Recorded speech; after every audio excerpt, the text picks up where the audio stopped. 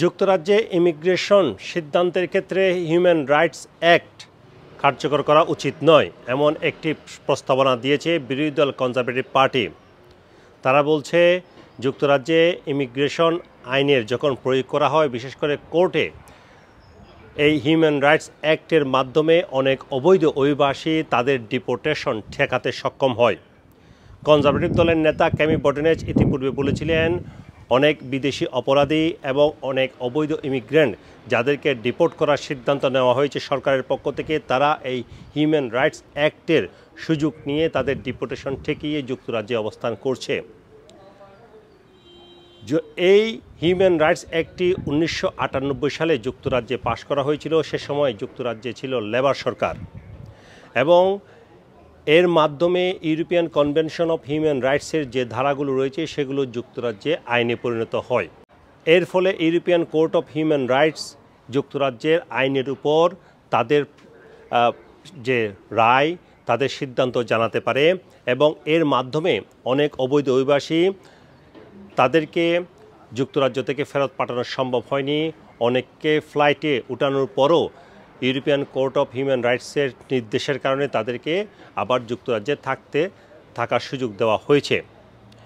European court of human rights এটি 1950 সালে এই ট্রিটিটি স্বাক্ষর করা হয় এবং এতে 46টি দেশ স্বাক্ষর করেছে।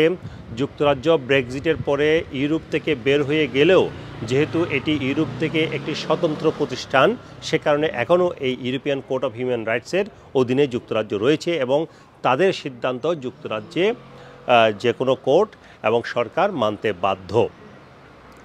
এই অবস্থায় যেহেতু অবৈধ ইমিগ্রেন্ট এবং হিউম্যান রাইটস অ্যাক্ট এটি গত কয়েক বছর ধরে রাজনৈতিক আলোচনার অন্যতম কেন্দ্রবিন্দুতে পরিণত হয়েছে, এই অবস্থায় কনজারভেটিভ দলের পক্ষ থেকে এই প্রস্তাবটি করা হয়েছে যে বর্ডার যে আইনটি, একটি অ্যাসাইলাম বর্ডার আইন বিল যেটি বর্তমানে কমিটি স্টেজে রয়েছে, সেখানে এই যে এই পরিবর্তনের তারা প্রস্তাব করেছে।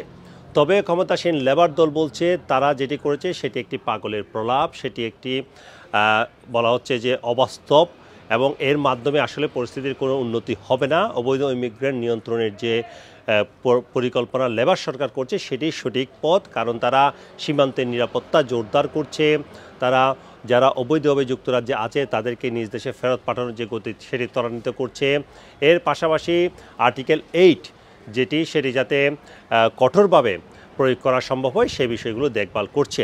এই অবস্থায় সরকারের পক্ষ থেকে বলা হচ্ছে আসলে এই যে প্রস্তাবটি সেটি কার্যকর নয়। Sarwar Hossain, top news, London.